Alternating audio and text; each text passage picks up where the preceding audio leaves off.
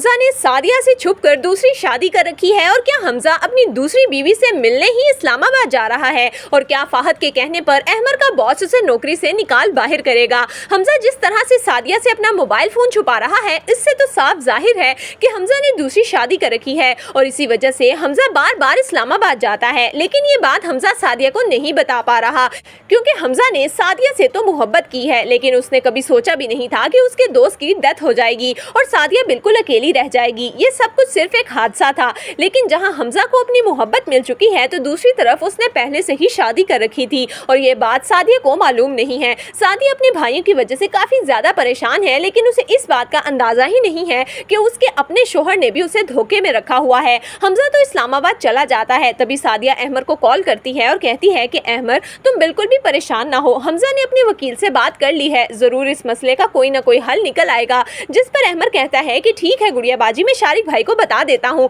ताकि उन्हें भी सुकून आ जाए कि ये घर बहुत जल्दी बिकने वाला है और अब वो किसी किस्म की भी साजिश मत करें। जैसे ही अहमर शारिक के पास आता है और उसे बताता है कि शारिक भाई मुझे आपको ये बताना है कि ये घर बहुत जल्दी बिक जाएगा, हमजा भाई ने वकील से बात कर ली है और हमजा भाई ही वकील का खर्चा भी उठाएंगे। जिस पर शारिक हैरानगी से कहता है कि हमजा ये सब कुछ क्यों करेगा, तुम हमारे मामले में उस शख्स को इन्वॉल्व क्यों कर रहे हो। जिस पर अहमर कहता है कि भाई ये अब सिर्फ हमारा मामला नहीं रहा, कभी आप गुड़िया बाजी की बुटीक पहुंच जाते हैं और कभी बिलाल भाई गुड़िया बाजी के घर जाकर तमाशा लगाते हैं। ये मामला अब हमजा भाई के घर तक पहुंच चुका है और वैसे भी अगर हमजा भाई पैसे नहीं देंगे तो हम लोगों में से कौन पैसे देगा, कौन इतने काबिल है कि वो वकील की फीसें भरे। जिस पर शारिक खामोश हो जाता है। अहमर गुस्से से उठता है और कहता है कि शारिक भाई आप तो घर के बड़े हैं, आपको हम सबको जोड़ के रखना चाहिए था, लेकिन मुझे बहुत अफसोस है कि आप ही हम सबको अलग करना चाहते हैं। लेकिन अब आप बहुत पछताएंगे क्योंकि बहुत जल्दी आपको ये एहसास हो जाएगा कि एक इंसान का अपनी फैमिली के साथ जुड़े रहना कितना जरूरी होता है।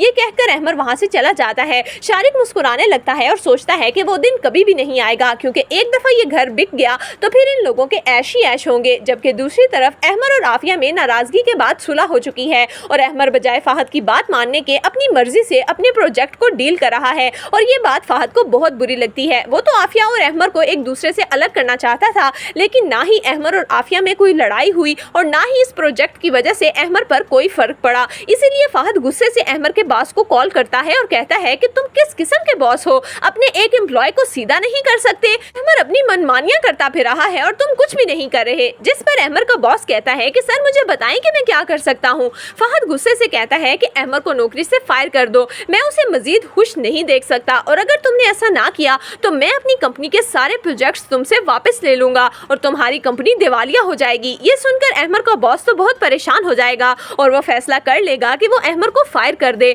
तो दोस्तों आपके ख्याल में क्या वाकई हमजा ने दूसरी शादी कर रखी है या नहीं? आपकी इस बारे में क्या राय है, हमें कमेंट्स में जरूर दीजिएगा।